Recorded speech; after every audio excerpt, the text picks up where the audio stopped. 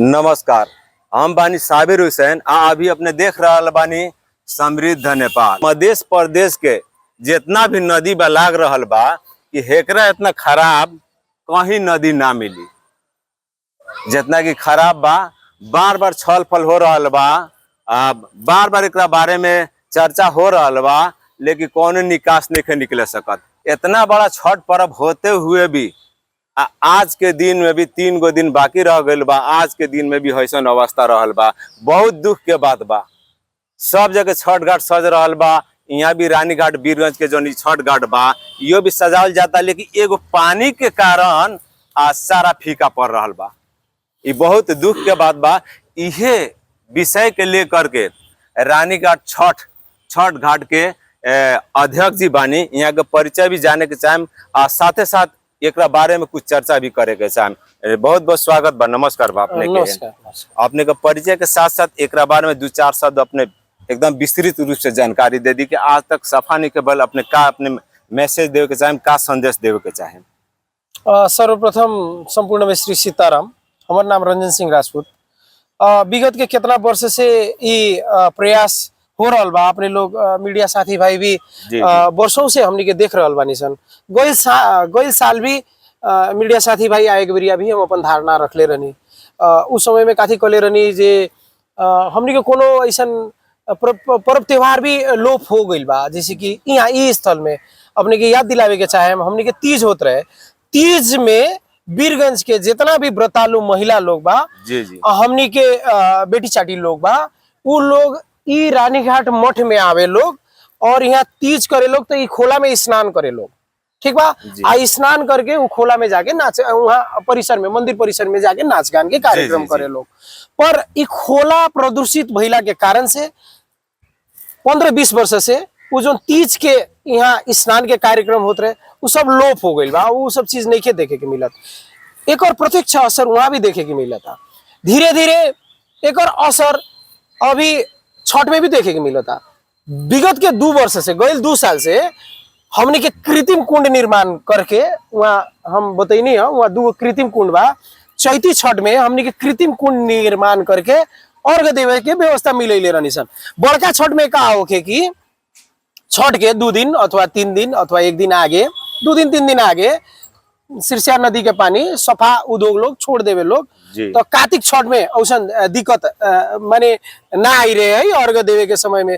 फिर भी खोला के अंदर जो ई प्रदूषण बा ओकर लेव लागल बा, पूरे हिलो बा, कालो हिलो बैठल बा का अंदर। हाँ, पूरा पाके पाक भरल बा का, उ प्रदूषण के ही पाक ह। तो ई हिसाब से ई सब असर कर रहल बा। और रहल बा जे एमे कठोरता पूर्वक स्थानीय जो निकाय सब बा, यहाँ के जे लोग जनप्रतिनिधि लोग बा, हमनी के वीरगंज के मेयर साहब बाड़न, इस क्षेत्र के सांसद रहे लोग, अभी तो लोग नहीं खे, माने कुछ महीना तक वो लोग भी रहे, मंत्री लोग समेत रहे। और साथ साथ नागरिक समाज बा, विभिन्न और भी सर संगठन बा। कम से कम वो लोग के भी अब ध्यान तो दिले ही बा लोग। माने जो प्रमुख एक दायित्व जो संभालता, जैसे कि वीरगंज महानगर बा, जिला प्रशासन कार्यालय बा, एकरा ई 2 संस्था के हम आग्रह करे के चाहतानी कि बार बार अपने लोग जो बैठक बैठतानी, जरिमाना संकलन करतानी, बार बार जो अल्टीमेटम देतानी, अब उ सब चीज के अपने लोग ब्रेक दी, उमे बंद लगाई। अब सीधे एक्शन में जाई। एक्शन को एक मतलब एक्शन तो अपने लोग संगे होते रहे, अब 2.5 लाख 2 लाख के अपने लोग जरिमाना वसूल करी, अब वो एक्शन से ना होएगा। अब एक्शन विभिन्न खाले एक्शन हो सकेला, 4-5 गो अन्य पत्र पत्रिका सब में भी हमको नहीं। अब एक्शन के अब ये बा, आपको एक मतलब जितना भी कॉर्पोरेट ऑफिस सब बा उद्योग के, हम फिर दोहरे, हम बार बार जे भी होता पत्र पत्रिका के लोग, वो लोग के हम दोहरे आवता नहीं। जितना भी कॉर्पोरेट ऑफिस बा, जो लोग ये लोग संचालन कर रहा था वीरगंज महानगर भीतर, उस सब कॉर्पोरेट ऑफिस में ताला लागे के पड़ल का। पुरानो कारण देखा के, पुरानो सहमति कार्यान्वयन ना भइले के कारण से सूचना टास्क करके अपने लोग के ऑफिस में हमनी के सील लगा होता निशान कर।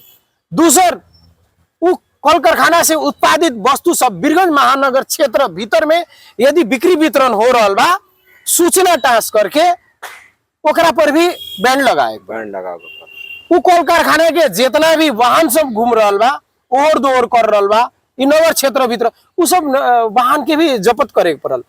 कच्चा पदार्थ होता जो भारत से, जैसे पहले भी हम एक ठाव में बोलनी है, भन्सार यार्ड भीतर संघीय सरकार के उ भीतर के उ जो बा उ संघीय सरकार भीतर आवता, पर जब वो बाहर आ जाता वीरगंज महानगर क्षेत्र के वड़ा सब में जब वो प्रवेश कर जाता तो उ कच्चा पदार्थ बोकल उ वाहन सबके जोन ई नदी प्रदूषण कर में जोन जोन उद्योग के हाथ बा उ वाहन समेत जानकारी करा के पुरानो सहमति के जानकारी करा के उ वाहन समेत नियंत्रण में ले पड़ल।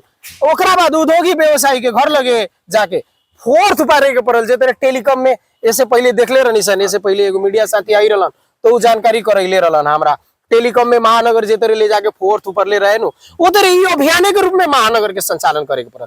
जोन भी उद्योगी व्यवसायी बा वीरगंज में जे ई उद्योग संचालन करता और ई खोला के प्रदूषित करता दुर्गंधित करता ओकरा घर के आगे जाके फोर्थ उपारे के पड़ल। संग संगे वीरगंज महानगर से ले रहल सेवा सुविधा समेत उ लोग के बंद करे के पड़ल।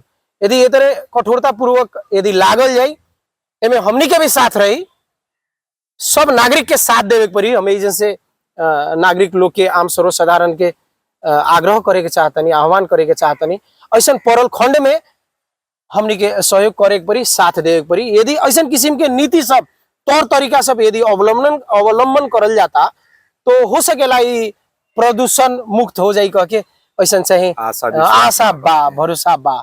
जी, बातचीत करे खातिर बहुत बहुत तहे तहे दिल से अपने के बहुत बहुत धन्यवाद। नमस्कार। नमस्कार।